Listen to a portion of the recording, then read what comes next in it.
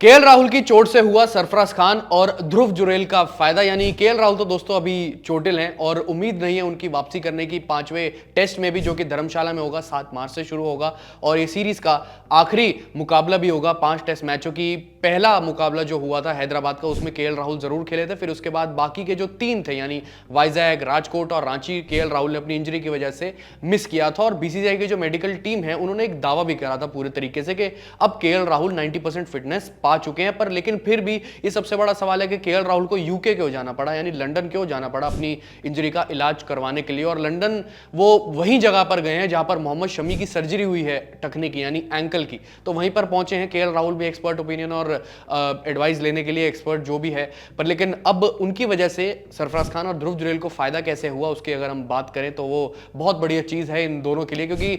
BCCI ने जो अभी सेंट्रल कॉन्ट्रैक्ट जारी किया है उसमें एक क्राइटेरिया है जिसके बारे में आपको मैं बताता हूं। और वो क्राइटेरिया ये है कि additionally athletes who meet the criteria of playing a minimum of 3 test और 8 ओडीआईज और 10 टी20 within the specified period will automatically be included in the grade C on a pro rata basis. तो BCCI ने भी ये कह दिया कि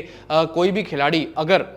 3 टेस्ट मैचेस खेल लेता है और 8 ओडीआईस खेल लेता है और 10 टी20 मुकाबले खेल लेता है तो उसको ऑटोमेटिकली ग्रेड सी में प्रमोट कर दिया जाएगा, यानी अब बीसीसीआई के कॉन्ट्रैक्ट का वो हिस्सा बन जाएगा। और ध्रुव जुरैल और सरफराज खान दो टेस्ट मैचेस खेल चुके हैं और अब धर्मशाला में एक और टेस्ट मैच खेलते ही वो ग्रेड सी में अपनी जगह बना लेंगे, यानी कॉन्ट्रैक्ट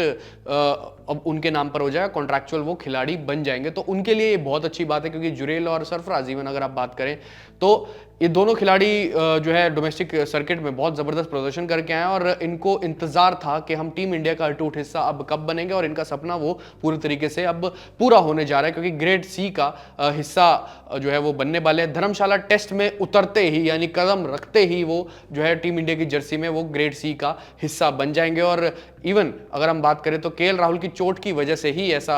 कहीं ना कहीं हुआ है, क्योंकि अगर आप एक तरफ से अगर आप एक इंस्टेंस की तरफ ध्यान दें तो केएल राहुल मान लीजिए अगर चोटिल होते भी ना तो रजत पाटीदार पे गाज गिरती, क्योंकि रजत पाटीदार अच्छा प्रदर्शन कर नहीं पा रहे हैं हाल फिलहाल में, तो रजत पाटीदार की जगह पर आ जाते केएल राहुल 4 पे, फिर सरफराज होते, ध्रुव जुरैल, तब भी जो है कहीं ना कहीं उन दोनों को फायदा हो जाता, ग्रेड सी में प्रमोट हो जाते। पर लेकिन कहीं ना कहीं अब ये है कि केएल राहुल नहीं है तो टीम इंडिया को यहाँ पर विकल्प सोचना पड़ेगा रजत पाटीदार का। हो सकता है कि देवदत्त पडिक्कल को ले आए और ध्रुव जुरैल, सरफराज खान अपनी जगह तो बना ही लेंगे मिडिल ऑर्डर में। तो कहीं ना कहीं फायदा हुआ है पूरे तरीके से, और हम ये भी कह सकते हैं कि श्रेयस अय्यर ने कहीं ना कहीं फायदा दिलवा दिया है इन दोनों को, क्योंकि श्रेयस अय्यर को बीसीसीआई ने टेस्ट सीरीज से बाहर का रास्ता दिखाया था, बोला था कि आप डोमेस्टिक खेलो, फिर श्रेयस अय्यर कहते हैं कि बैक इंजरी है और बहुत सारी ऐसी बातें हुई थी, जबकि एनसीए ने कहा था श्रेयस अय्यर पूरी तरीके से फिट है। तो इन सभी खिलाड़ियों की वजह से जो है श्रेयस अय्यर, केएल राहुल, इन सब खिलाड़ियों की वजह से सरफराज खान और ध्रुव जुरैल को फायदा मिला है। धर्मशाला टेस्ट में पैर रखते ही यानी उतरते ही टीम इंडिया की जर्सी में ये प्रमोट हो जाएंगे ग्रेड सी में, और ये कॉन्ट्रैक्चुअल खिलाड़ी अब टीम इंडिया के लिए, बीसीसीआई के लिए बन जाएंगे। आप कैसे देखते हैं इन दोनों का जब सपना पूरा होगा ऐसा होने का, कमेंट सेक्शन में जरूर बताएं। फिलहाल अभी के लिए इस वीडियो में